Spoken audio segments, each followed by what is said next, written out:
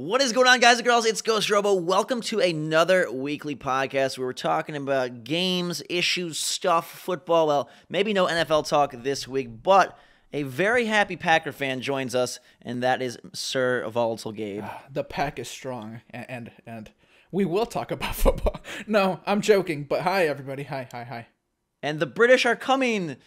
No, they're not. They're doing their stuff over there across the pond this week. So we are rolling with a two-man show. We got a lot of good stuff to talk about. First, some of your feedback from last week. We have details on Nintendo's latest Direct, Evolve DLC, and just pricing discussion in general. Plus, we've been playing some interesting indie stuff, all forming for a very nice and fun show. First off, though, I wanted to give a quick little house update.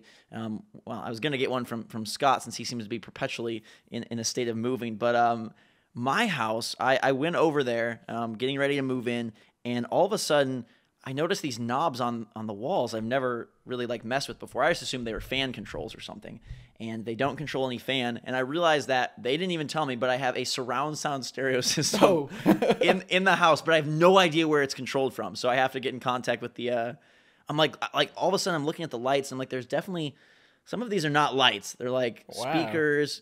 And then I was like, maybe there's like a creepy security system in the attic, and they're like watching, just spying on GhostRobo. But then you thought the old people moved out. Nope, they're just in the attic watching you, just hiding in the attic, waiting to put on some horror movie scheme to just trap me in the house and then get me. No, but it was so weird because they never. You'd think that'd be something you'd make mention of, and I have no idea where it's operated from. I just got some volume knobs and some speakers. And you see the speakers or whatever, they're in a corner somewhere?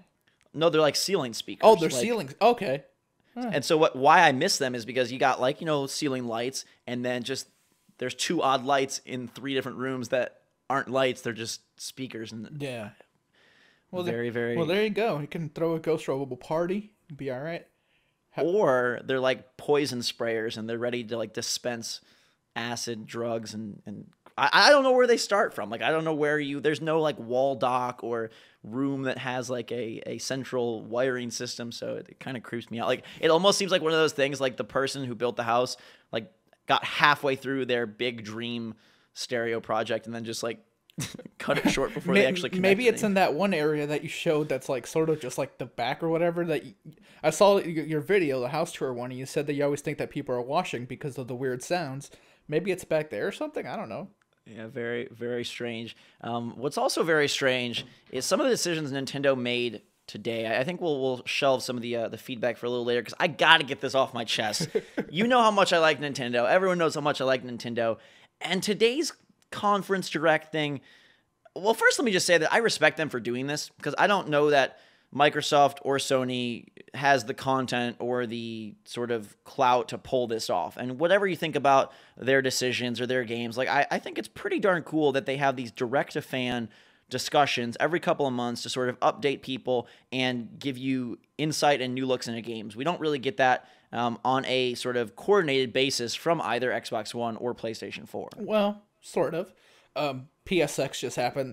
I mean, obviously that's a big convention type thing, but they can easily do something like this. I don't think that they lack the content to do it. I just think that they're ready to throw a big convention and sell some tickets and get people's hands on the game. But I do dig what Nintendo does with these directs. They're really good, and I think it's a good way to speak to the audience directly. I mean, it's called direct for a reason, but yeah, go on. So the big kind of point of contention with this was the new 3DS, which, man, if they are good at one thing, it's making names, isn't it? Wii U, haven't they learned that they can't do this anymore? Nintendo is stuck in their ways, and they have been for a long time. Since the Nintendo 64, they like doing weird, and they're terrible at naming things. They always had the Super Nintendo, really? From the Nintendo to the Super Nintendo? I mean, PS2, PS3, PS4, that's not very ingenious either. Yeah. I think kind of the overall theme of this one was that they are doing some very good and innovative things, but just through a very Eastern and Nintendo-esque filter. So you've got things like cross-platform play and buy with the new Mario vs. Donkey Kong game. I'm not that excited about that game, but it shows that they're willing to experiment with having, hey, 3DS players can create levels. You can play them on Wii U. Wii U players can create levels, play them on 3DS. And if you buy one version, you get the other automatically, sort of a la the PS4 Vita model that I think Sony does really well. And some other, we get good looks at games way ahead of time. They got their release dates. Like, they have number crunchers over there that just nail it. Like, every day seems to match up perfectly. Got like February 13th and then March 20th. And then like they're very organized and very structured. But then you got like all the weird Nintendo stuff as well. Do you want this new 3DS? I wanted the Majora's Mask one, but that thing sold out already. Yeah, they came out with like a special edition. Majora's Mask, which did look really cool. The interesting things about this release, you've probably seen what this is. It's an updated 3DS. It has a little C stick, they call it. I call it. It's an eraser. Yeah, it really is. It is. I have a Japanese version in my hand right now, and I'm holding this thing, and it honestly, it has like virtually no range of movement. Like, it's, when they say it's sensing your fingers like movement, it really is, because the thing itself doesn't really move. I have no idea why they didn't pop a second stick on there. I mean, obviously it would change the entire form factor, but this new 3DS has head tracking for the 3D, which is kind of cool. Upgraded processing power, the little C sticks, and better buttons. And most importantly, I think it seems to be an indicator that the XL is the only thing they care about for the Americas. Yeah, no more little one. Like, those small ones need to just not exist ever.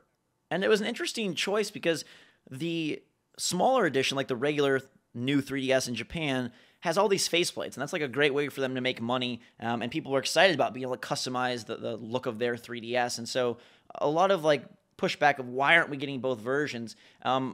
Nintendo has confirmed that they aren't bringing the smaller one over, and I think the theory I heard that makes the most sense is if you think about store shelf space, the XL is outperforming the, quote, regular by a large margin. So you're going to want more of those on the shelf. And then Nintendo is already requesting a ton of space from retailers for Amiibos, for Wii U games, for 3DS games, now another new console, and probably pushing another, unit out there, plus the faceplates. Maybe they just couldn't get the support or the space within the Walmarts and the Targets. Also, and I know this is going to sound dumb, but I really think that this has something to do with it. The average American is a lot bigger than the average. Our hands are much bigger. Come on now. Not everybody has sausage fingers. I'm just saying. Like, these kids, man, they need a bigger 3DS. So it comes out at what, $200, right? $199.99. Which is a fine price. I mean, it doesn't come with the charger, though. That's the thing. It doesn't come with a charger, which is like, let's not beat around the bush. That's the big, it's funny. Big elephant in the room. There's no charger. You should have a charger, but if you don't, get it for $6 on Amazon. I get why people are like annoyed by this, but I mean, whatever. Get a third-party one. Don't even get a Nintendo one, because then you're giving them extra money. But go get a third-party one for $6 on Amazon, and you'll be all right. It's a very strange marketing move. I mean, right? They're replacing the 3DS XL with this new console, and the assumption is that somebody somewhere in your family must have an old 3DS or an old DSi, and that you'll use that charger.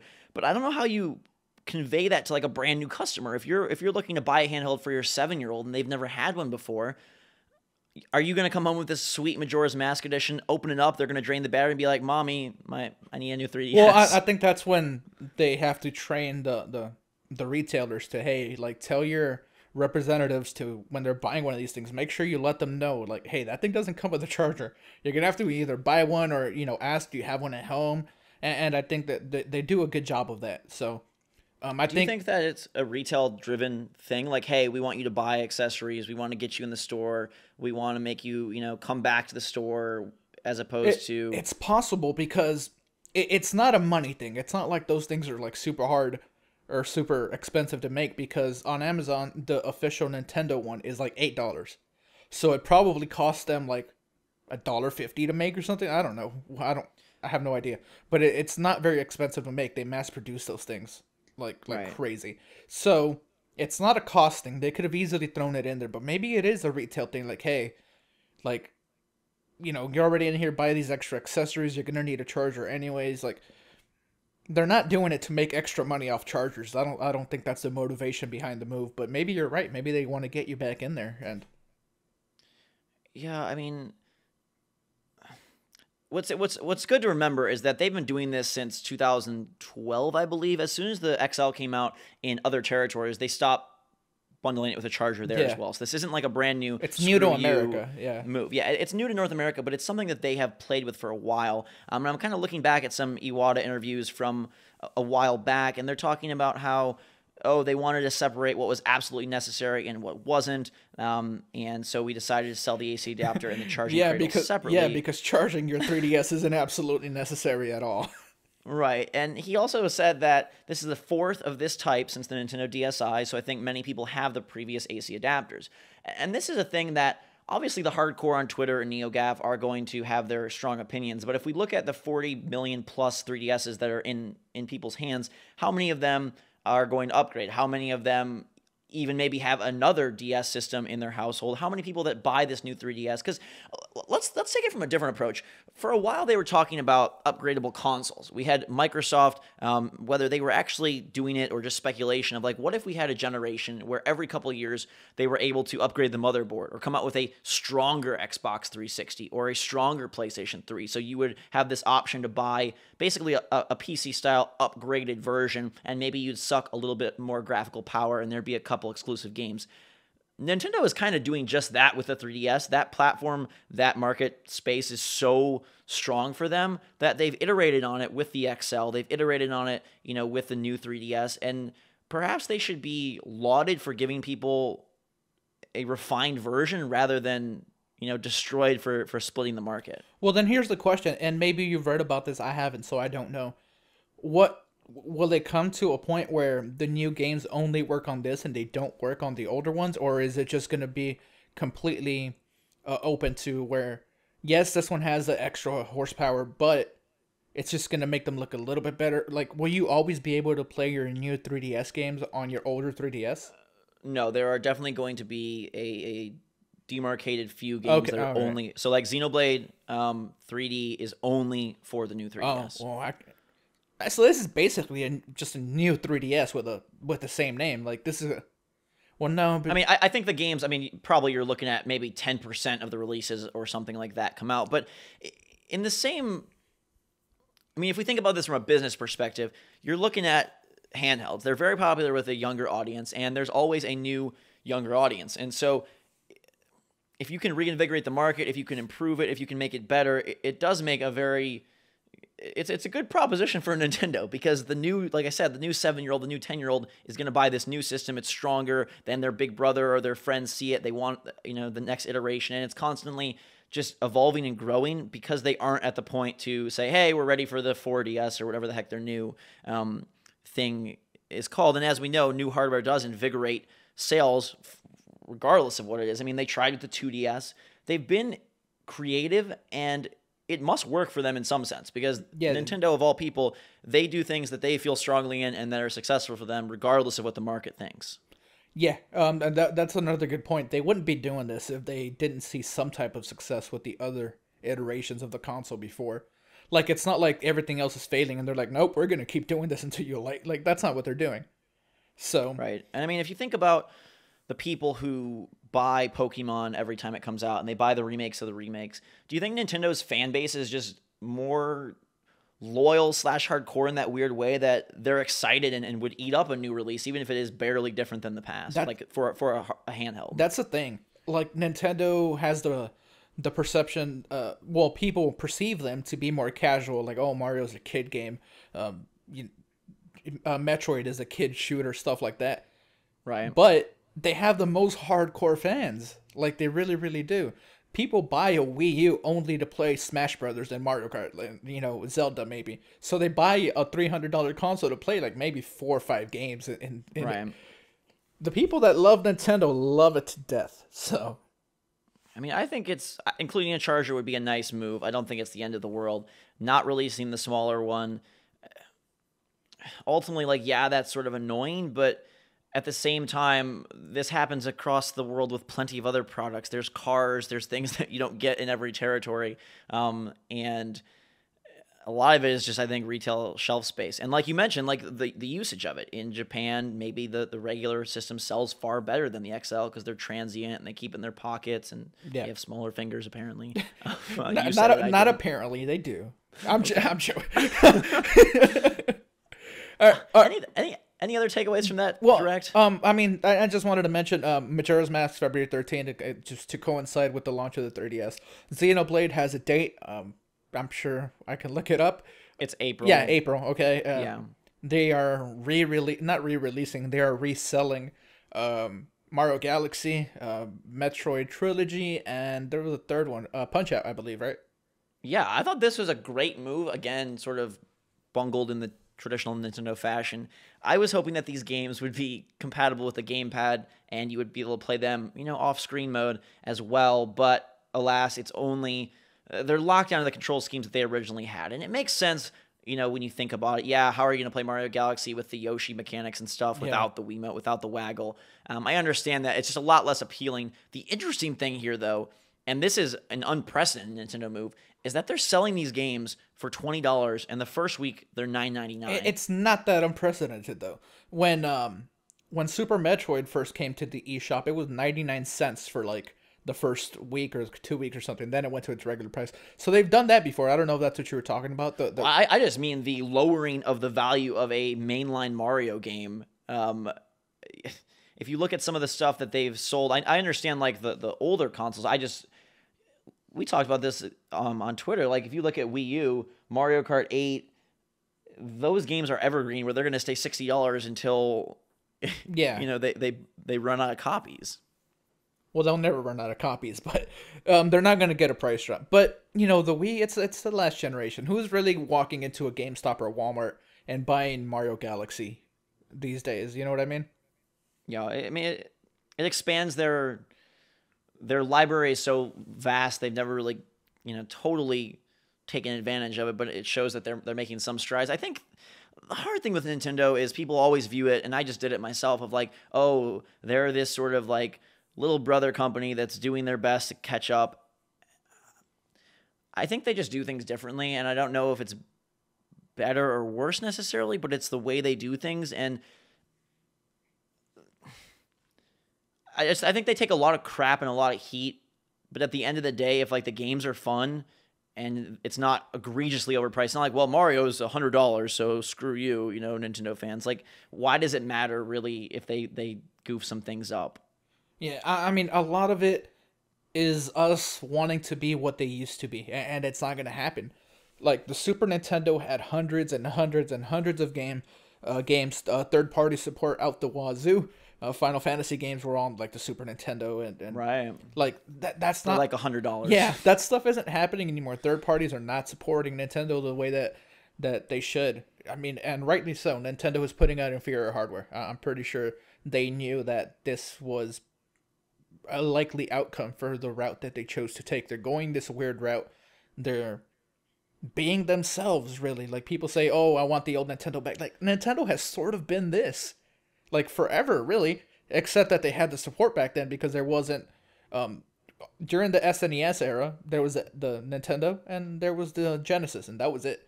Like, right. Sure, you had little offshoots that weren't going to be successful, but the Super Nintendo was more powerful. Well, no, not really. The Genesis was more powerful than the Super Nintendo, but people supported the Super Nintendo because of Mario and stuff like that. So all that just to say, I think Nintendo is being the way that they have always been, and that's why I still love them. Like, people that have negative things to say about Nintendo now, like, have, I don't know, maybe a misconception of what they used to be. And to me, this is what they always were.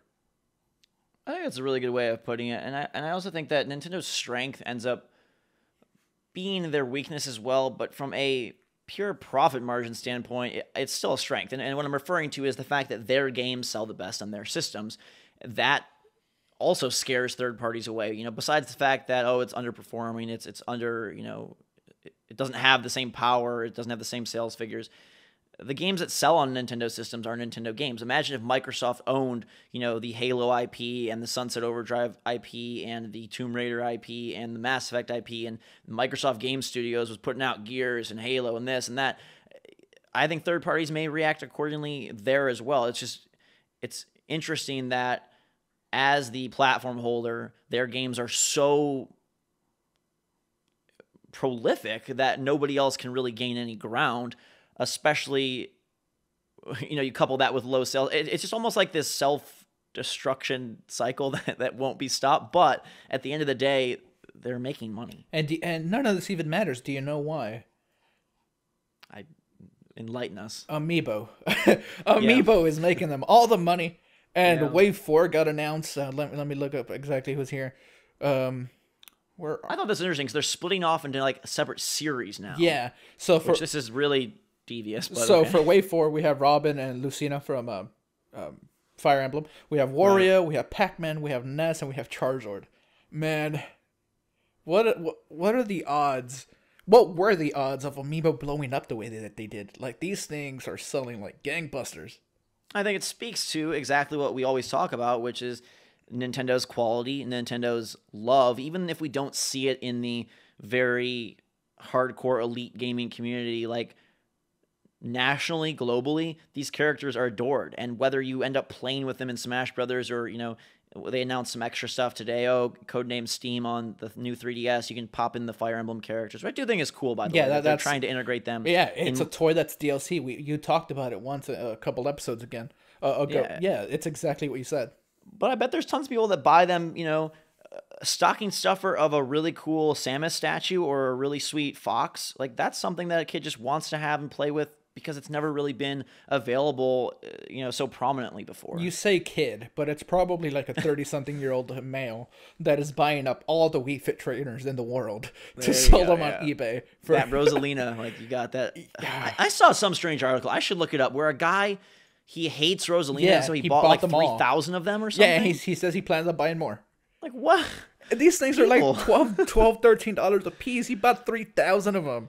Do you think that the success of Skylanders, the success of Disney Infinity, that a lot of, like you're mentioning, like the Nintendo fanboys, the adults who, are nostalgic, that they saw those Skylanders, they saw those Disney Infinity and wanted to get in, but it just wasn't the right character set. And now that it is, people are buying them almost brainlessly without any real purpose. Dude, I feel ashamed to even say it, but that was a complete case for me. Yeah. Like, I like action figures, like I'm not gonna sit here and play with them or whatever, but for shelves and stuff like that, it looks nice to me. Like, not nice, but it's my vibe, it's my style, and I like it. So I have Link sitting right there, right in front of my TV. He's next to Mario. On the other side, I have Batman and Superman little figures, the Funko Pop. Like, I like those, and people collect them pretty hard. Like, I'm not like super hardcore about it. But I get as many of these amiibos as I can. I'm missing a few, but I'm trying to get them all.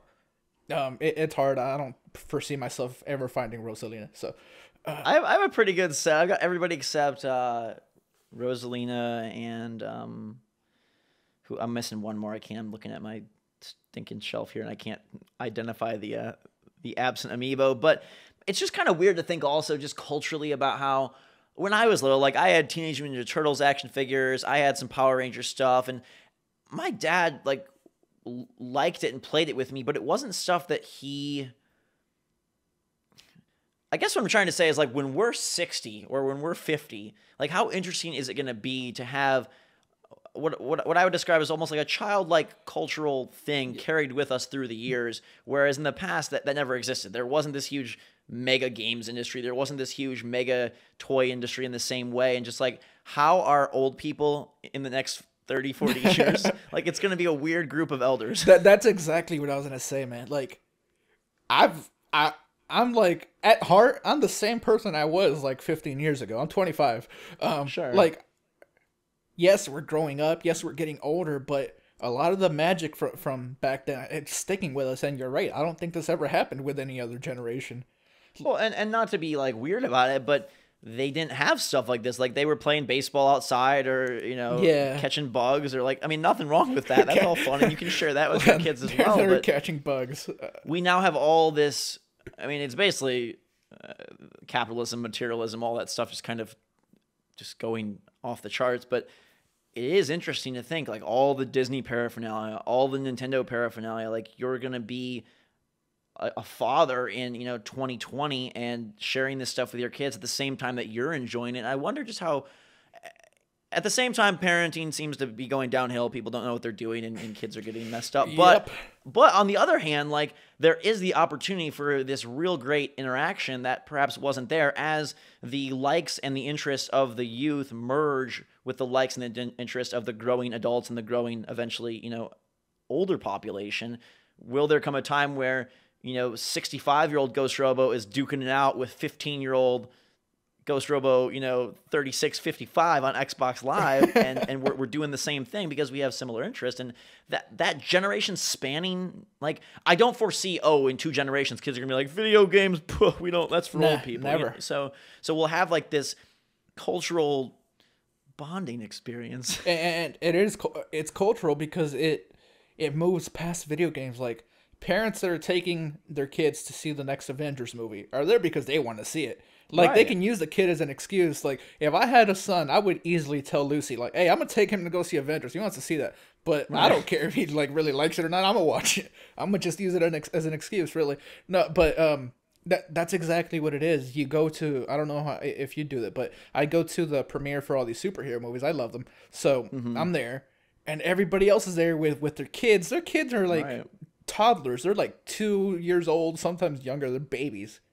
Like, the kids aren't paying attention to the movie. You're there because you want to see it. So weird world that we are growing into. And to bring some of the world into our show before we dive further into more topics, we looked for some feedback based on last episode. We were talking a lot about predictions for 2015, what we thought was going to happen, and we had some really good and interesting comments. If you guys want to be heard on the next episode, just let us know your thoughts about today's show or any questions you have. Leave them in the comments on YouTube. We definitely peruse through there and pull out some. The first one is from Apollo, and he just made 5 big predictions for 2015. He says Halo 5 will kick all kinds of ass and be the best Halo game since Halo 2. Any feelings on that? No, not really, because I've played a lot of the Halo beta, and I get it. I just want more of it, so I'm ready for it. Or what? I'm not one of the super, like, crazy hardcore Halo fans that are super into the lore. I play them; they're fun, but it doesn't have that stay with me like it does for everyone else. I enjoy the multiplayer a lot. And, like, I mean, I've been playing this beta, quote unquote. And it is a real beta. I've been playing it for like 4 weeks now because we had those few days early before everyone else, and then after that we've had these 3 weeks. That's gonna be coming to an end soon. So if you haven't played it, you should definitely do it. I think it's really fun. Best Halo since Halo 2, sure. I mean, I have no real trepidations in any way. Yeah. He also mentions Fallout 4 will be announced for 2016 at E3. I could see that happening. Uncharted 4 will be amazing. Gears of War 4 will be announced at E3. And then the one that I thought was interesting to point out here, and by the way, this got a ton of comments, or whatever you want to call it, replies, so a lot of people seem to be in line with Apollo's thoughts. Titanfall 2 will be announced for Xbox One and PS4 this year. I think they have to. And do you think that game is going to say, hey, we goofed up, now we're going to include a single-player campaign? Yeah, I think so. Well, because now it's going to be coming to PlayStation 4 as well, so they kind of have to expand upon it. I mean, to me, even more than Watch Dogs, Titanfall was probably the saddest flop of last year, primarily because it was going to be this guaranteed hit. The team was the right team. They were doing what they wanted to do. It was incorporating future tech and mechs. It was going to utilize the power of the cloud. And to me, of all the games in 2013, regardless of my personal feeling on Titanfall, I think it was one of the biggest failures because it had so much riding on it. And then, like, where is Titanfall now except bargain bins and selling for $9.99 on Xbox Live Gold deals? Yeah, but more than anything else, the potential is there. That's what the potential is definitely there. But what, are they going to have to innovate? Create a character. There's got to be a Master Chief type dude that now is the Titanfall head honcho, or do they just go military route and just try to line up with Call of Duty? I think it's the latter. I think they might try to do like a Call of Duty style thing, but I feel fairly confident that there will be a single player. Last time they wanted to do one this time, but they just Microsoft said they wanted it out by a certain time, and they didn't have the time or the resources to do it. So, For sure. but the game was successful, quote unquote. It sold, it sold okay. So, I mean, it sold, but then it soured. Like its expiration date was way sooner than I think that they were ever expecting it to be. Yeah. I mean, if we look at something like Destiny, which, all opinions aside, I think Titanfall is probably I don't know. I guess in my opinion, Titanfall is a crisper package than Destiny. It plays better than Destiny. That's what we're going for. And yet Destiny has extreme lasting power and doesn't seem to be dying down. In fact, the Destiny minute of the day has finally arrived as Gabe has dived back into Destiny for God only knows what reason. I don't even know myself. I jumped back into Crucible. I've been doing some of the strikes all over again. I don't know, man. Something about that game. It's super hard to go back to it after playing Halo because now I kind of just want to dash to the side to avoid stuff, and I can't because it's not in the game. So maybe they can add that. That'd be super awesome. But do you think you play it because you see other people playing it? That's in the same way that people buy amiibos because they see other people buying them. Well, no, I don't buy it because I see other people play it. I mean, I'm playing it because I see other people having fun. Yeah. Like, people are really invested in trying to get that next weapon. Last night I played for like 4 hours and I didn't get... I was in a cuss. I got nothing for those 4 hours, but that's where I feel, to me, and we say this every week, but the most ridiculous part of Destiny is that you could play for 5, 6, 7, 8 hours and have zero reward to show for it. Yeah, and I felt sort of aggravated by that last night. I'm like, man, I just sat here for 4 hours and did this. I kept doing strikes and I did some Crucible stuff. The Iron Banner is going on, so it was supposed to be a good opportunity for me to raise my level. I believe I'm like level 27. I'm just trying to get to 30. I'm not like super like hard. Sure. I just want to get to 30. But I think it's a new era of game design as well. Like, even Nintendo brought some of it in today with like some free-to-play stuff coming to Wii U and the eShop, and like, hey, we're going to have this free-to-play game, which clearly will have microtransactions. And Destiny doesn't have microtransactions yet, but it does sort of speak to that almost mobile game design philosophy of how can you get a player handcuffed in and then just keep them in that loop over and over again. How many times will they want to ride that roller coaster? And you can hook them in and have them buy DLC or buy the next game or buy whatever. Destiny, by intentionally limiting your success rate with loot, is keeping you playing far longer than they would if, hey, you do the best, you get the best gun, move on. I'm gonna give it one more night. If I don't level up tonight, I'm done. But if I do, mark his words, and then he'll tell us that he played it again. No, but if I do level up, I'm gonna keep going. All right. So it all hangs into balance tonight. Divalicious predicts in the comments that Halo 5 will be amazing. The Last of Us 2 will be announced at E3. I gotta say that one I disagree with because I will more than this. Like, that is not happening. 100% not happening. Naughty Dog has close to said as much. They said, our focus right now is on getting Uncharted 4 out and making that as good as it can be, and everything else is on the back burner. So even if they were working on this, which they might not even be doing. Sure, it's either not even happening or it's shifted so far to the back of the lineup. Yeah. And we have no idea how far into Uncharted 4 they are. We assume it's quite a ways, but We'll get to games and how much you keep under wraps later, but one prediction I think could come true is that Left 4 Dead 3 will be announced at E3. That is a game that I definitely could see coming and making an impact because it could be structured similar to Destiny in a way that is very either free-to-play, microtransaction-based, and it would be a very... I don't want to say shot in the heart, but kind of a punch to the gut to evolve because Left 4 Dead still carries quite a bit of clout, especially for the PC audience. I don't think it'll be called Left 4 Dead 3. Like, Valve really doesn't like the number 3. Like, people joke about it. It seems like it's a legitimate thing. Like, they have like some Illuminati fear of the number 3. They're going to get eaten by the aliens if they release a 3. Yeah, like maybe they bring out like a Left 4 Dead, but I don't think they call it Left 4 Dead 3. Would you be pumped for a next gen Left 4 Dead though? I absolutely would. I love Left 4 Dead. And what if they sold it in a way that it was episodic or that it was bite-sized? I mean, I hate to give companies ideas, but it's like you could either do episodes that you buy, weekly, like, hey, this is the New York City apocalypse episode. This is the, whatever. Or you could do very customizable characters where you're buying as Valve has done with stuff like Dota, like voice packs, weapons, character skins, a whole bunch of stuff. It seems like a very ripe opportunity to really. I know like Team Fortress is kind of their thing in the shooter space, but I feel like Left 4 Dead could be maybe not equally successful numbers wise, but like from a just business plan point of view, could do really well. Left 4 Dead, the skinning the characters, that already happens. The community that makes those mods, like there's tons of stuff that you can play Left 4 Dead as the Ninja Turtles if you want. Sure. So, but what if they sold it to you? That's no longer can you make the mods. It's a smart move for them, but that would suck. Don't. I mean, like, you shut your mouth, GhostRobo. Don't you say this. Hey, I want to stop this. Valve, don't listen to this anymore. I know you're listening to us right now, Valve. Stop.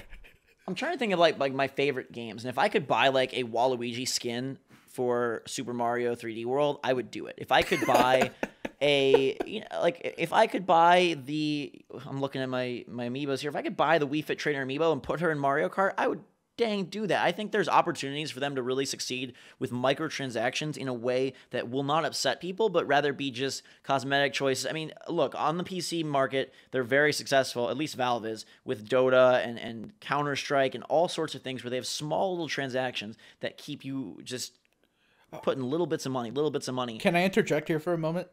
Yes. Okay. I was occasionally I like to go on Twitch and just see what people are watching. I go to like the most viewed thing and I sit there for like 20 minutes and I just see what they're doing. So a couple days ago, I went on there. The most played game, the most viewed game currently was Counter-Strike Global Offensive. So I clicked on it, right? Gotcha. Okay. And you saw a bunch of naked No, dudes. what I saw was literally, I think it was like maybe 20,000 people watching this one guy. He wasn't even playing the game. He was buying crates and unlocking. Yep. And he's like, "Oh man, like I'm running out of money." They donate more money, and he just keeps doing it. It blew my mind. Zach, I don't think you understand. I think this is like a cultural thing again. Like the same kid who bought Pokemon packs 10 years ago or 8 years ago or whatever that was. No, it's got to be more than that. 12, 15 years ago. Now they want to buy Counter-Strike chests, and they would buy Left 4 Dead. I don't know, zombie goop drops or whatever you want to sell. Like I feel like there's so many opportunities for these companies to make money, and I don't know that we want that to happen, but at the same time, it more just speaks to where games are going. These more open-ended, customizable, open worlds, multiplayer games instead of directed experiences. Like I posted on Twitter, can anyone think of a first-person shooter, non-military, non-squad coming out in 2015? And like, there's none. I mentioned 2 of them. Well, you gave me Evolve, which that's not really a. It's not really a. I mean, what do you mean? It is a shooter. Squad based. Well, so then does Halo not count? Because I said Evolve ain't Halo. I think Halo is the only one that I mean, Halo still has big scale. I'm talking about stuff like some of the smaller. So then I was gonna respond and ask you like, what do you mean? I mean games. Sort of the B tier games that came out in the 360 PS3 gen, stuff like that Raven made, stuff like even the older Wolfensteins that experimented with some more crazy mechanics. Yeah, like what's that one game I always love? It's the one he puts the wrist device on. It's kind of comparable to BioShock. You're on this like Russian. God, oh my God, what is Is it Inversion? No, I always forget the name of this, but even stuff like the dark sectors and the okay, all right, so like the darkness, right? Or like even like Bulletstorm, which I didn't love Bulletstorm, but man, that's got a unique system and it was engaging to play a shooter when I'm not like, Bravo team, head over there to like, why can't we have these shooters? Where has that gone? I mean, if you think of a game like Dishonored, take Dishonored and make that a shooter with upgradable stats or upgradable abilities, perks. I think that could be incredibly successful. Why everything is going the esports route, I mean, I get, but I just miss the fact that we don't have the lone wolf FPS game unless it's like a tribute in the sense of Wolfenstein: The New Order. Syndicate was another good one. I just had to look up the name. That came out a few years ago, and that was a super fun shooter. I think I enjoyed that one. So, I mean, it's just like a dying breed. It seems like. Yeah. Deus Ex. Bring back Deus Ex. That is something I think we can see at E3. We didn't even mention that. Yeah. But I think the new one could be a blowout type, stage show worthy trailer to show at E3. Yeah. But yeah, I mean, you're right, I guess, but I hope that stuff is coming. I'm just much more hopeful. You have a lot of hope, Gabe. Yeah, that's all I got. Got Should nothing. run for I president. have nothing else.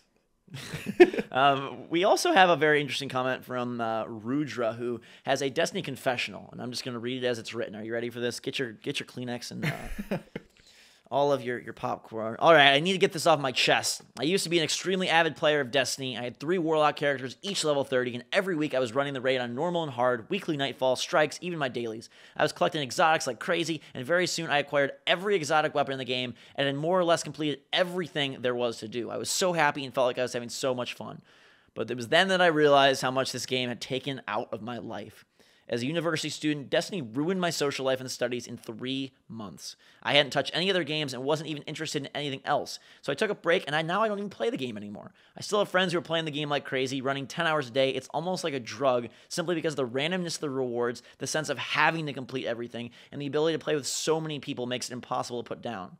Others that don't enjoy these kinds of things hate the game for the most part simply because there's no story, no emotional appeal. However, it's pulling everyone in. My friend list has people only running Destiny. One of my friends even lost his job because of the game. God. I'm glad that I don't need Destiny anymore. I've been enjoying Far Cry 4, Assassin's Creed Unity, Little Big Planet 3. I'm waiting for some other titles I can enjoy as much as Destiny. Do I recommend Destiny to most people? Yes, for the most part. But now I think that it's only for people very hardcore and passionate. Beware, beware, beware. That is a very, very interesting... That sounds like he was on, like, not to make light of this, right? But it sounds like he was addicted to drugs and he kicked the habit. That's what it's sounding like. And that's sort of Destiny's goal, though, isn't it? In sort of a sick, weird way, is to hook you and then sort of keep you in their weird loop by not giving you what you deserve and instead making it random, making it very unobtainable, making things, all these different systems, all these different currencies. It's purposefully obtuse to extend the length of the game. Yeah. Damn, that's a terrible story. Like, it's a good story, but it's terrible that it happened. Like, I'm glad he's on rehab though. I'm glad that he kicked the habit and that he's back in control of his life. Guys, don't let Destiny ruin your job or your school, please. It's not worth it. We had some other really interesting thoughts. I love when people take their time to really, kind of dive into the game industry here. RGBC Group, I'm just going to summarize basically what he says. He's talking about The Witcher versus Evolve. And I know those games, they're incomparable in the way that they play, but he's more speaking of how they have been hyped and how they've been sort of cycled before their release, in the sense that The Witcher 3 has insane amounts of enthusiasm and hope, yet they've shown very little and most often don't let people play the game at trade shows. On the other hand, Evolve has been entirely open. They've given the game to YouTubers like myself, and they've also wanted to show off as much as they can via Twitch, via events, and via shows. When you reveal so much about your game, it seems like the magic or the potential magic evaporates, and therefore it ends up souring by release. We're seeing kind of what I would term a little bit of a negative vibe on Evolve as it comes, 3 weeks, 2 weeks till release.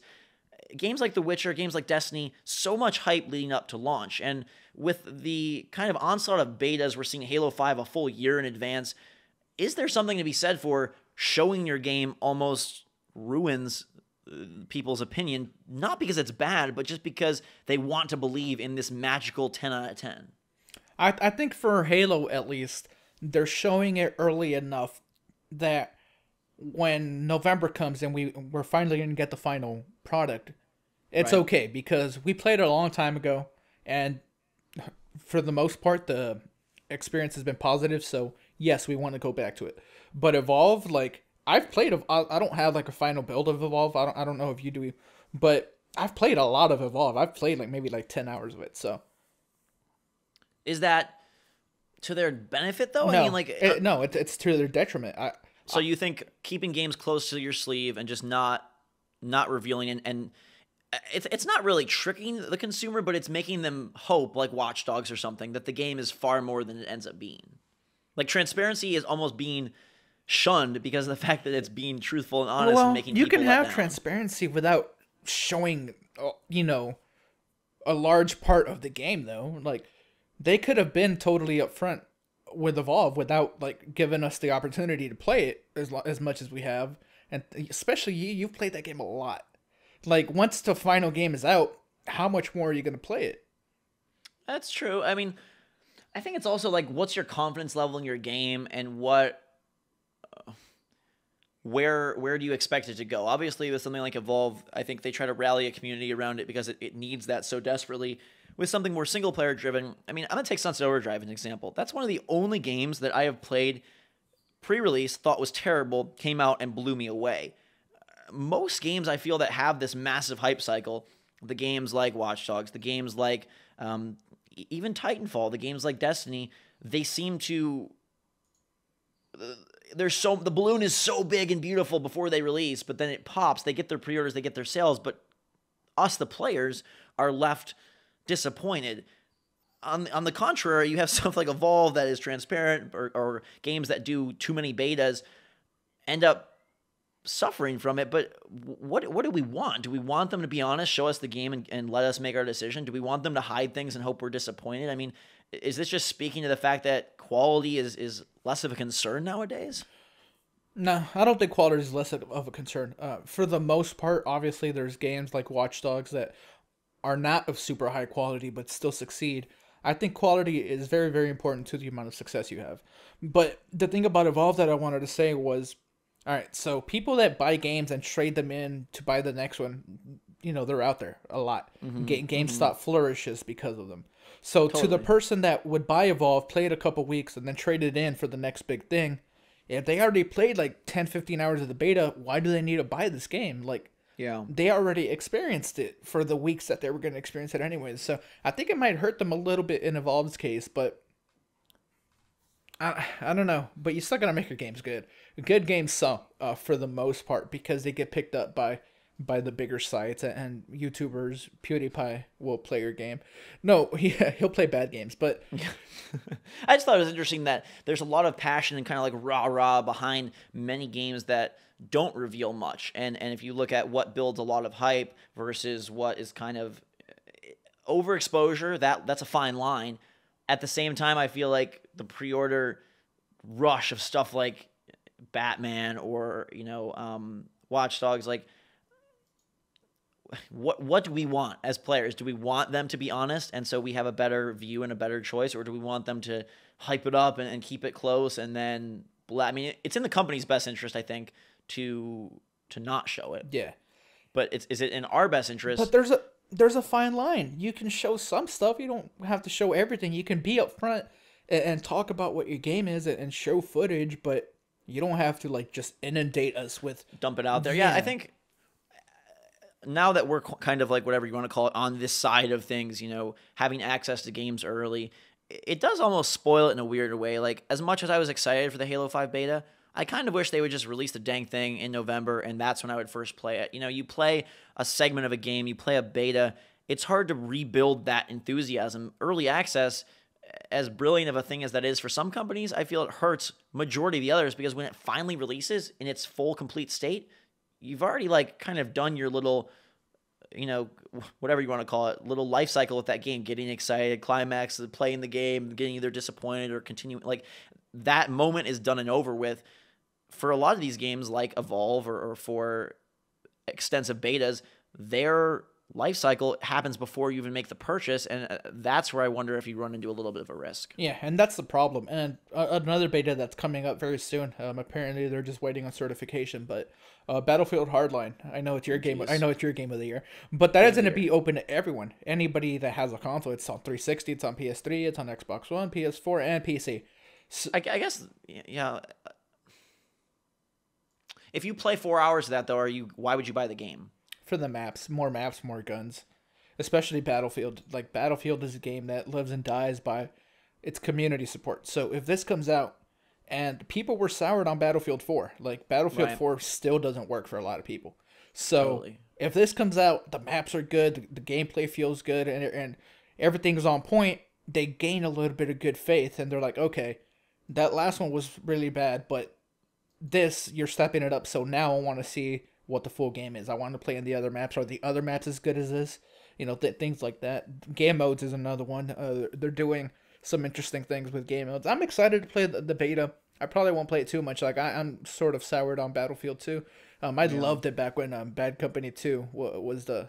That was kind of their golden age, right? Yeah. Their heyday was seems like it's gone downhill. I mean, sales have definitely picked up, but quality or, just overall love has kind of gone down.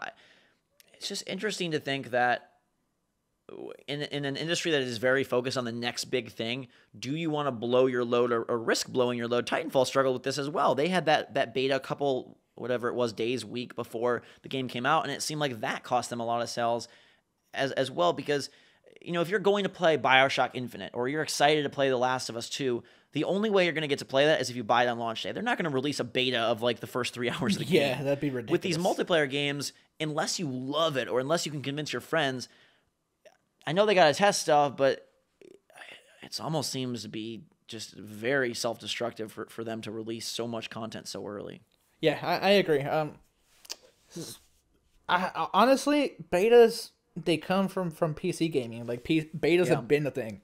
Now betas are just demos for the most part. This Halo one is a real beta, but now they're just used as demo. Like tonight or tomorrow when you can play Evolve, that's not a beta, man. You're playing a demo. You're playing the chunk of game that they want to show you. So I hate that the term has been misused so much that people have either forgotten the real meaning of it, or they never knew the real meaning of it because they never played on PC, stuff like that.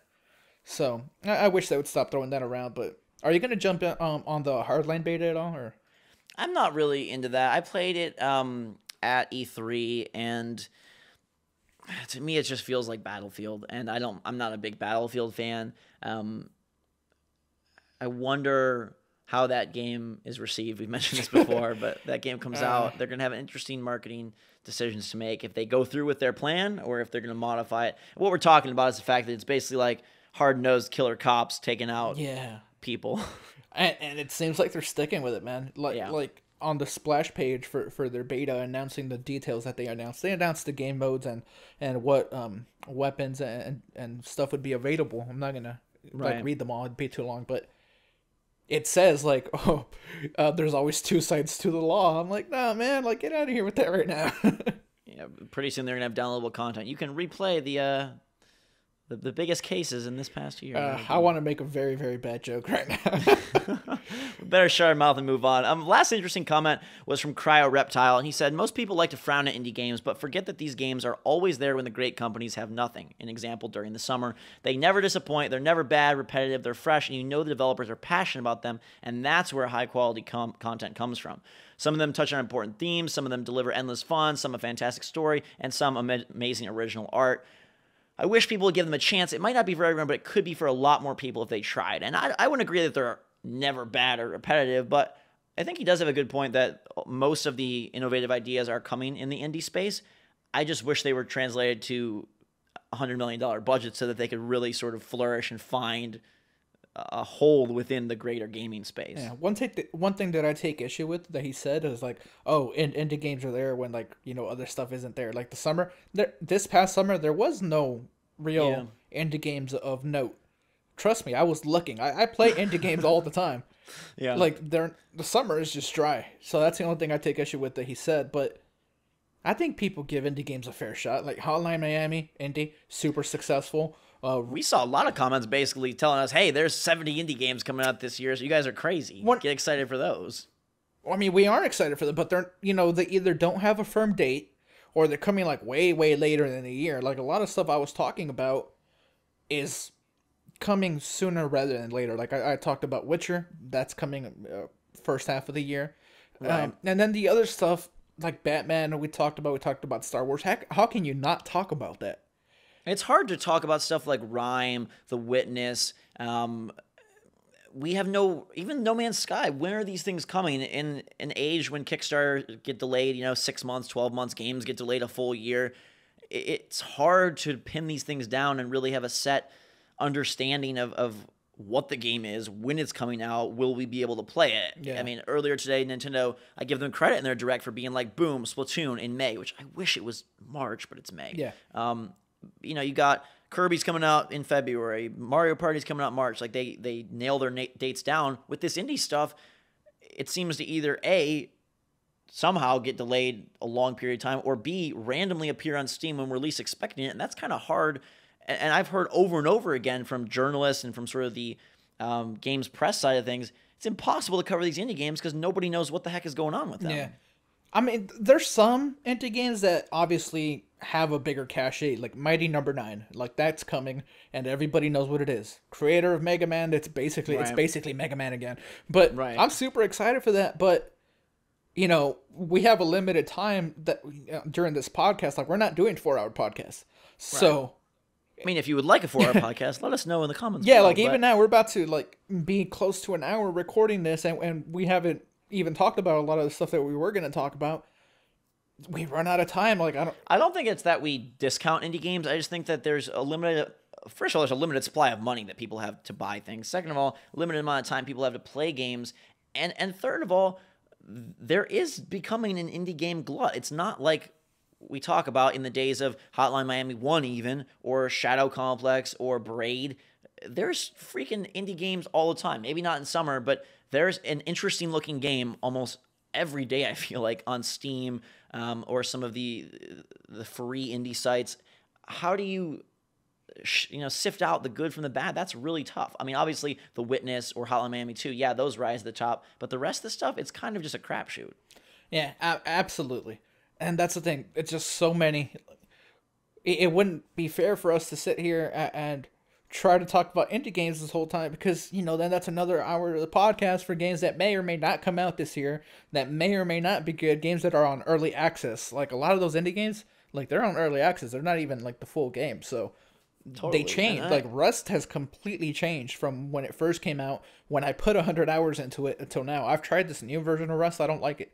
I don't like the procedurally generated maps and stuff like that. But I want to get to what we've been playing, because both of us have surprisingly, shockingly been playing indie games, and I want to hear about Grav. But before we do, I have this like weird just mental block in my head when I play a game like Mighty Number 9.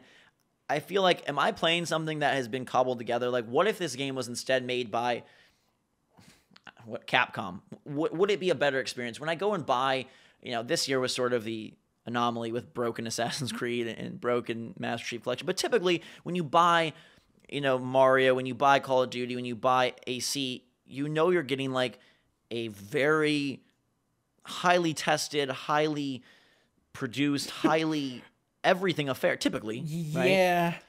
But when you play these indie games, sometimes I wonder, like, what is the difference between a Flash game, an indie game, a Steam game? Like, where do we define quality? Maybe it's all just based on the fun you have, but with limited time, with limited hours in the day and limited gaming, you can only play a certain number of games, and it's hard for me to, like, commit to an indie game when I worry about, like, where is this leading to? What's going to happen in the end? Is it ever going to turn into the gem that I hope it could be?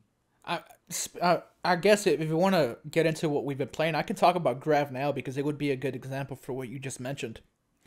Go for it. I jumped on, me and a friend of mine, we got the game, we jumped on, we found a server. We found each other relatively easy. Rust is really hard to find each other. If you don't know what Grav is, it's this game that has been blowing up on Steam. It's been on the front page for quite some time now, and I think it might get a little bit bigger. I don't know if it's gonna ever get to like Minecraft levels, obviously, but sure. But the foundation is there for it to grow. But the thing is, we jumped onto the server, we played a few hours. I ranked up my character. I was maybe like level 5 or something. So there's a leveling mechanic. Yeah. You level up. It's very MMO like. I like that. It's very MMO like. Nice. There's enemies around the environment. You go kill. You get experience and different abilities. There's a lot of abilities, so Destiny take cue. But all right, so we played. I got to level 5. I jumped off for a while, came back a few hours later. That server wasn't even there anymore. Weird. It's not weird. That's the thing. It's an early access. The game is like, this is maybe the 5th iteration of the game. There's only been 5 patches, so this game has been out.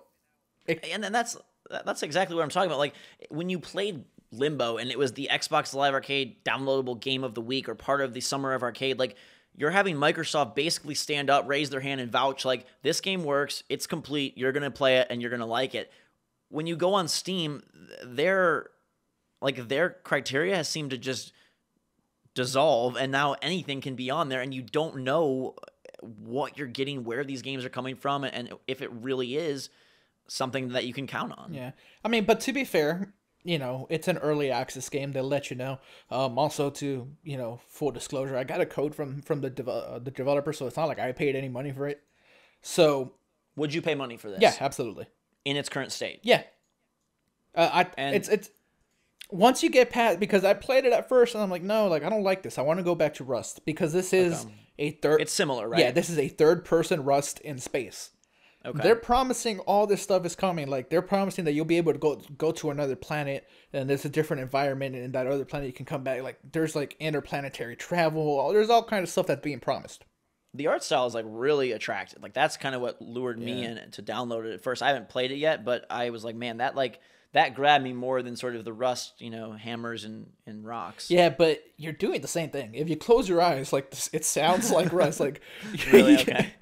Yeah, but instead of a hammer, you have a gun that shoots a laser, and that's how you're getting your wood.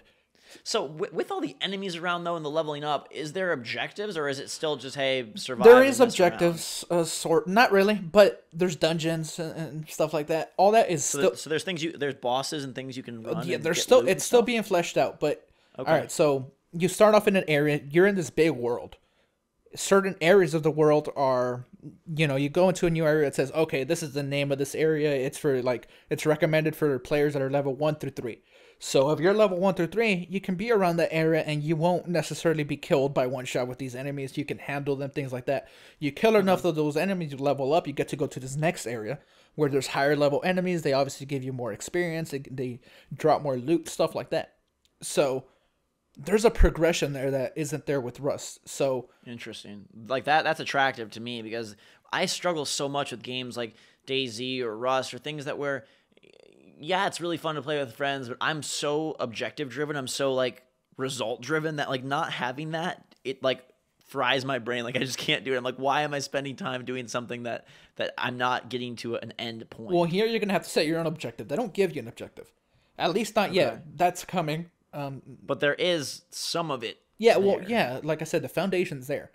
Okay. Like there wasn't enemies like this in Rust. In Rust, at first you had the zombies, and then afterwards Sure. you had the red bears and foxes or whatever.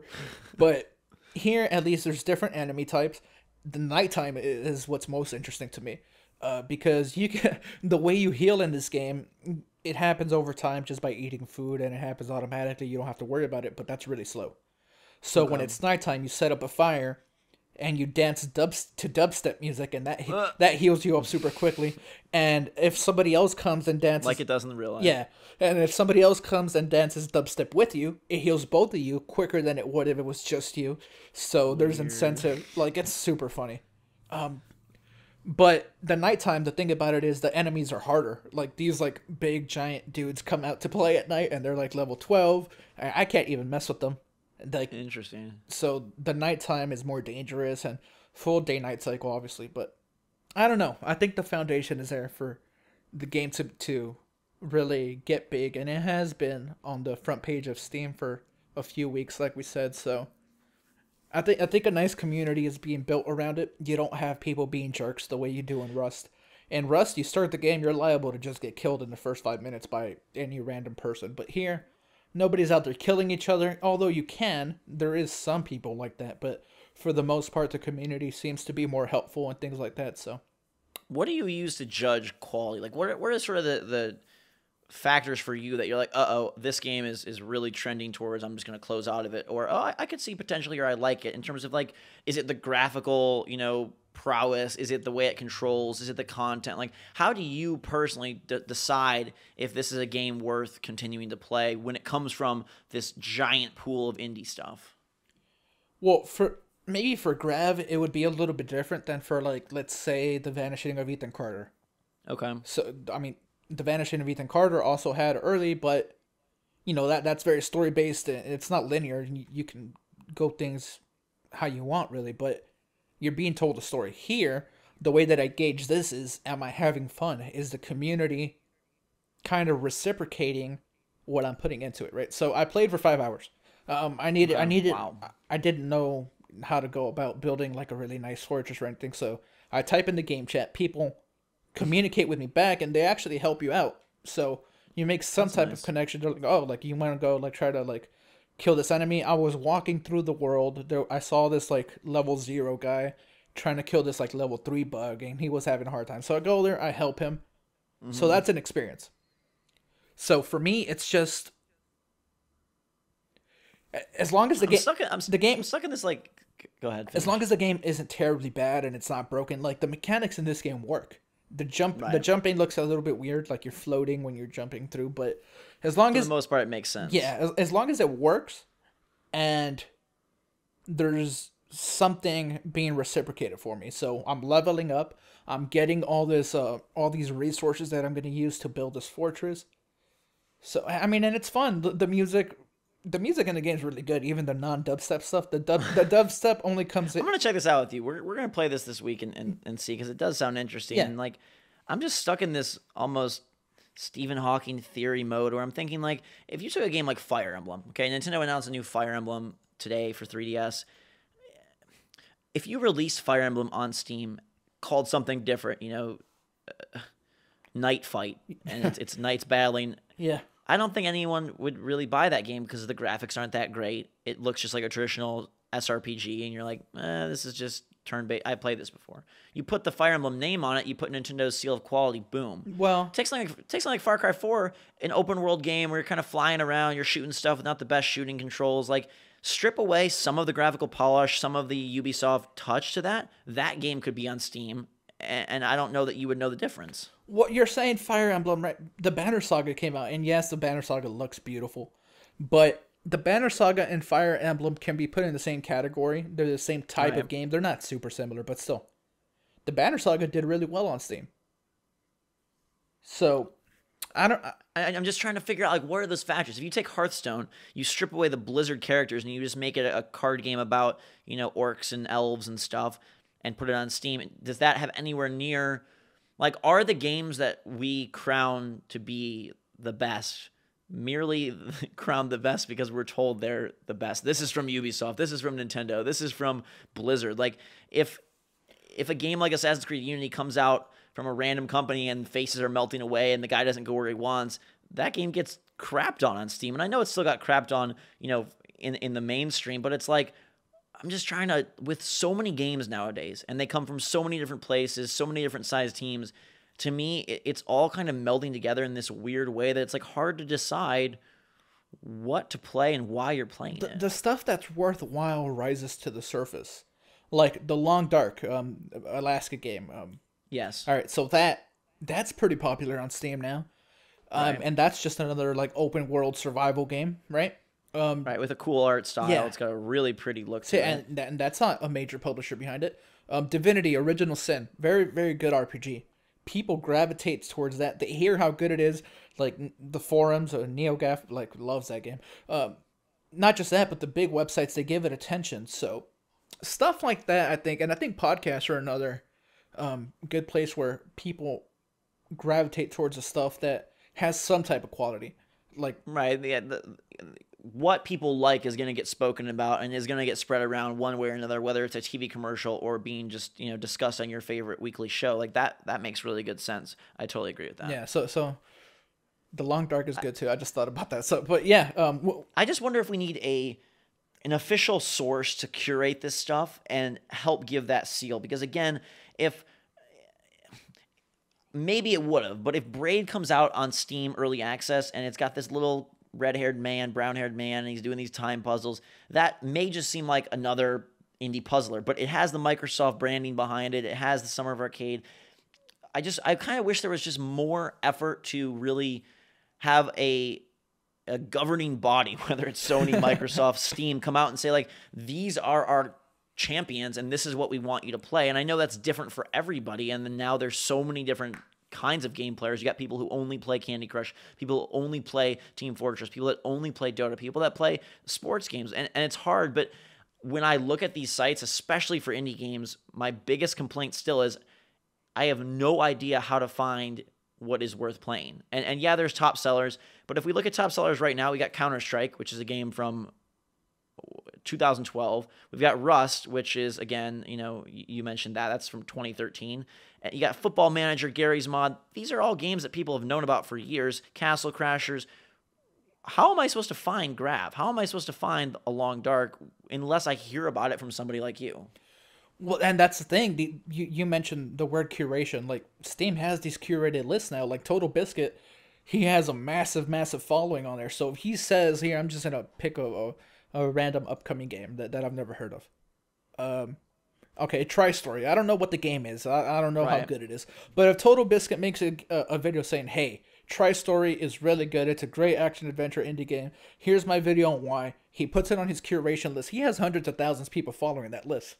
Sure. So that alone, if I watch a Total Biscuit video myself, and he says, hey, this is what I like about the game, this is what I don't like about the game, I might say, all right, and I see everybody else jump on it, I'm going to try it at least. I'll ask for a code, I'll buy it, whatever the case may be, and I'll try it. And if I have fun with it, I'll stick with it. If I don't, I won't. And that's just... But what if Steam had a Steam Game of the Week? Would you be more inclined to listen to what Steam says is the best game of the week versus Total Biscuit just thumbs upping, 121 games that are currently on his list?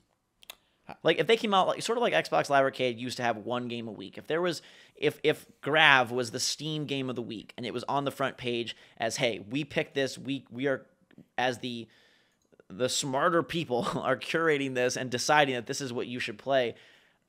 I just wish there was more of that. Well, then it gets into like a weird thing that maybe Steam's game for that week is just a game that needs to settle a little bit more. So they're putting it out there just to get more eyes on it. So I'm not saying go off what Total Biscuit says, but find people. I just think the space on PC has gotten so yeah. I mean, it's definitely crowded, but there are people like you have Jim Sterling, you have Total Biscuit. There's a lot of people that you can connect with on Twitter, stuff like that. And I know I have similar interests to Total Biscuit in some games.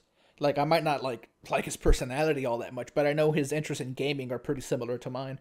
So I follow him, I follow other people, and based off of that is what I make my decision. I don't really care what Steam tells me I should buy because, like, the cynical side of me is like, you kind of just want me to buy that game because you have you have a deal with the publisher. So, like, so you're going more on the personal side. Hey, align with people that you like, follow them on Twitter, follow them on Steam, and see what they say and kind of make it a community aspect. I guess in my own weird way, I fall more like I would rather have a review score. I would rather have a top 3 list. I would rather have game of the month, something that is kind of, even if it's not really, it makes me feel good that like some big smart person or governing body is telling me, hey, this is what you should play. And stuff does rise to the top. I mean, this week I played This War of Mine and Talos Principle, both games that I wasn't that interested in when they first released. I didn't think their art style was that appealing, but they got a lot of hype, and both of them are really good, really fun games. And so I guess it does happen for the most part. So I'm curious, what did you think of This War of Mine?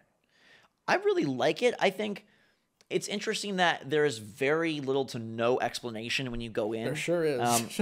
And you get there and you're kind of just like, the way I knew what to do is because I heard it from podcasts, other people talking about what they did. I think if I played that game blindly, I would be like much more confused. I mean, you can figure it out eventually, but did you have any of your guys die? I have not yet. I haven't played a ton of it, but my big, again, issue with that game is like, there's no explicit, hey, here is your goal or here is your objective. Yeah, I mean, you want to be told what to do. I feel bad saying that, but I do. I want the game to say, like, get to this boss, get to this thing. I mean, maybe if the game told me, hey, you need to build a house of 10 people, and then we're going to go take over this bigger house, and then 20, like I want metrics, I want parameters, I want guiding things. I loved in shooters when Gears of War started doing, I believe they were the first, that in-game tally of like how many kills you were getting or how many, your achievement progress. Like, I thought that was brilliant because it keeps you interested and at least for me, keeps me engaged in what I'm doing. Like, killing 300 locusts in a row isn't the most exciting thing, but if I know I'm working towards an achievement or working towards an unlock, like that goal-driven gameplay to me, like for my brain, like that's what really gets me. And in a way, that's why I hate Destiny, because it's more like, play our game and maybe you'll luck out. Play our game a bunch and something good will happen, instead of like, hey, if you're the lead lead man in this strike, like you're gonna come out with a green or whatever the color, blue, orange weapon or better. Yeah. So all that to say, he is not playing H1Z1 tomorrow. I mean, it's hard. I think the gaming industry is going a weird way, and part of the problem is what we talked about earlier: amiibos, hat sales, skins. There's no need to come up with this beautiful storyline, this emotional motion capture, when you can just pump out something like Rust or like H1Z1 and gain a huge audience. It doesn't behoove them to make that 10-hour condensed and sort of exclusive experience that once you're done, it stops existing, it stops profiting, it stops being talked about. I've said it before, and it all just comes down to coexistence. It's Yeah. okay to have these games, like, they're not for GhostRobo, but I enjoy them a little bit. So, Sure. but as long as there's a little bit of everything, I think we'll be all right. So you say that the gaming industry is kind of going this way, and I see it. It's not that I don't see it, but I also see Uncharted 4 coming, and I also see Assassin's Creed coming every year. Like, those big things are going to continue to be there, and it's okay for this other side to exist as well. You can just tip your toe in it. You don't have to get sucked in like a lot of other people do, but I think it's great that we have the diversity that is available to us. So My only concern with that diversity is, do you dilute overall because you're expanding so far? Like Assassin's Creed, what started out as like a pretty single player focused, story driven game, now has microtransactions, now has co-op, now has, chests that you can only unlock if you go to the app. It's become this almost like factory built game. And the Last of Us type games, I mean, I know we get Uncharted this year, great Naughty Dog, they're one of the best, but where are the other studios making those games? I don't know where they come from.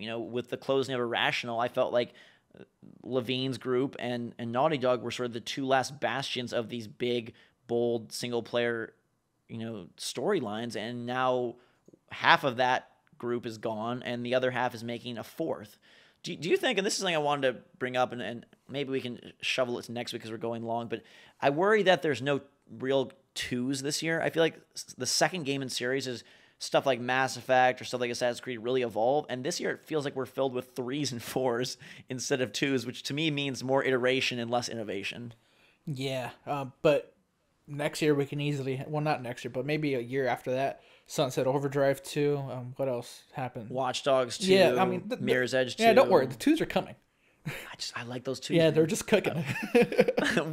One last game I'll bring up that I did play, and I'll probably talk more next week, is Salt and Sanctuary. This is a 2D Dark Souls type game from Ska Studios. They did stuff like Charlie Murder. They have a very unique style, downloadable games, and it is surprisingly engaging. It's a very early build, and I'm going to make a video on it to just sort of give my full thoughts. But basically, it's Dark Souls in 2D, like, to a T. Like, they are not ashamed to say, like, we are basically making Dark Souls in 2D. Everything from, like, messages that warn you, like, jump ahead, or, the inventory system, the leveling up system, the enemies, block, roll. Like, it's cool how it all comes together, and it really, again, just sort of sparked my brain in terms of, like, if this game was made by From, how would I view it differently than if it's made by an indie, small group? What's the name of that game? Salt and Sanctuary. It's out in no way right now. It's coming later this year to PS4, Vita, and eventually PC. You got a code from them? Yeah, and it's very early, but it is it feels of quality, and like I need to send an email. It's pretty darn cool, and I'll have more on that next week, but I just wanted to let people know that I'm diving into that indie space hardcore. Talos Principle, I'm loving. Like, the daunting nature of it being a 30-hour game. This is like a first-person puzzle game. It almost feels like Portal yeah.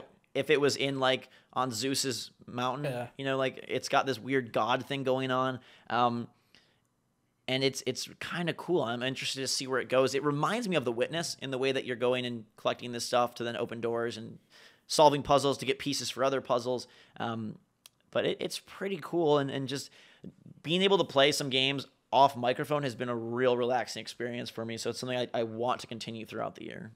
Yeah, there we go. Did we miss anything? Because I mean, we missed a big discussion on DLC and the cost of games, but I think we can save that for next week. Evolve just kind of, they got a little weird with their numbers. Can I talk to your people for a little bit?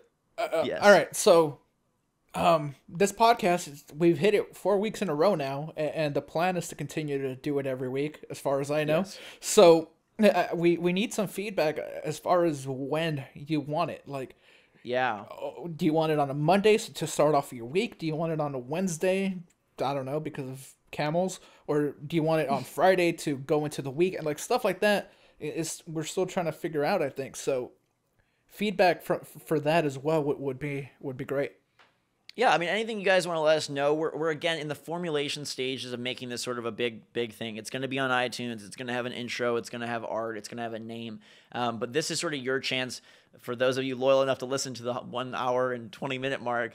You know, what day would you like to see it on? Do you like gameplay in the background? You want to see our faces instead? Would you rather us have a very set format or more open-ended? Any feedback you have, like, we definitely do go through the comments and read. And whether it's a question for the next show or something that you want to just get your input on for how this goes forward, we're birthing this baby, and it's coming quick. So let us know your thoughts. Yeah, I forgot to even mention, we could have done the camera stuff today, because I had some people ask about that. Like, why don't you guys just do face cam? Because this time we didn't really stick with the one game for that long, so I don't know what I'm going to do for the background, but we'll figure something out.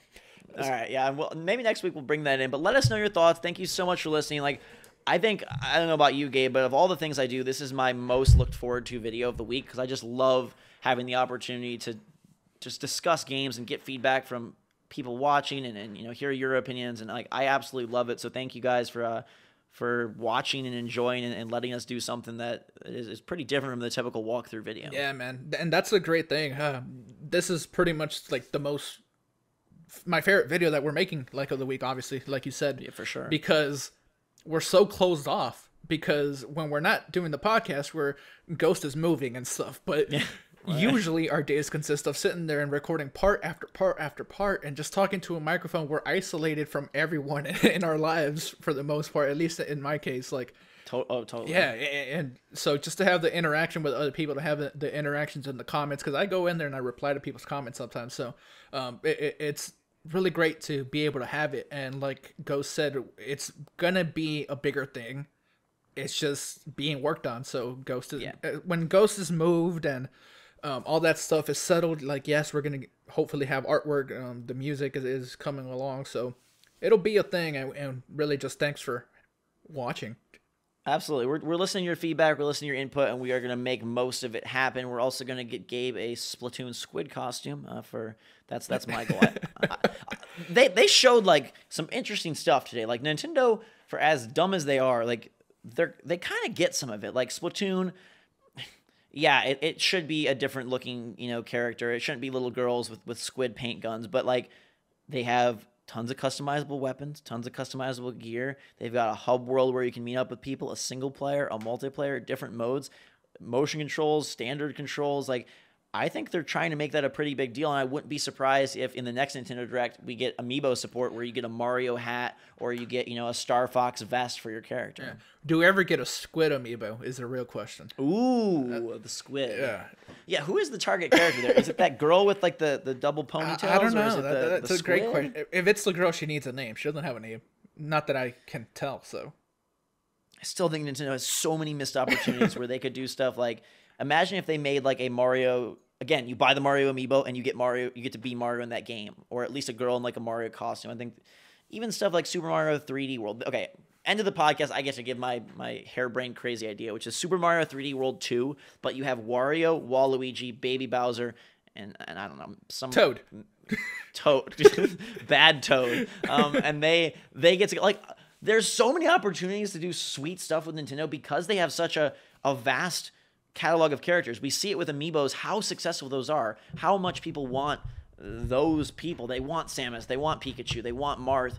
Why not take advantage of that and really go crazy and just say, hey, our company does not succeed on Super Bowl Sunday, but our company does succeed with our fans. And so if we made a game where Link and Mario could duke it out in Splatoon together, like, that would make people go crazy. If we could buy a character pack, you know, today they revealed a new like set of amiibos almost in the same way as Disney Infinity does, like Marvel or this. Like, there's a Super Mario Brothers where it's a different Mario, a different Peach, a different Luigi. Yeah. And I mean, they do the same thing, but there's clearly a demand for that. So it's like, why not make it so we could have basically our childhood crossover fantasies lived out on screen. There's so much of a demand for it that I almost bought Star Fox for $30 off Craigslist yesterday. Oh, so, I don't know. The Amiibo discussion can be for another episode. But, yeah, I mean, we closed it out and then we brought it right back to Nintendo. Same way we started, we are ending it. So, everything comes full circle and we are done. Thank you guys and girls so much for watching. Big thanks to Gabe for being here and for putting together the show. He is an excellent and awesome help with that. Make sure to follow him on Twitter, twitter.com/VolatileGabe. I'm at twitter.com/GhostRobo. Beware, sometimes I get cranky over there. But for the most part, it's pretty good game discussion. And we have a lot of good stuff. We're kind of churning through the slow weeks. But as we get closer to Evolve and eventually the Order and Bloodborne, things will definitely pick up. So stay tuned for that. Let us know your feedback. Have a fantastic week. Until next time, guys and girls, thanks again. Drink some much chocolate. We will see you all later. Go Packers. All right, got to stick the Go Packers in there at the end. All right.